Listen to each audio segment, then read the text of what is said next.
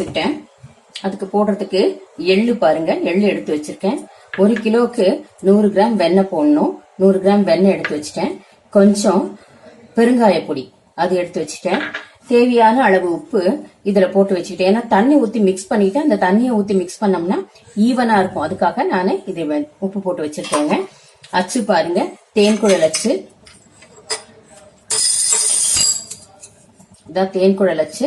இப்ப இத போட்டுதான் நம்ம புழிய போறோங்க.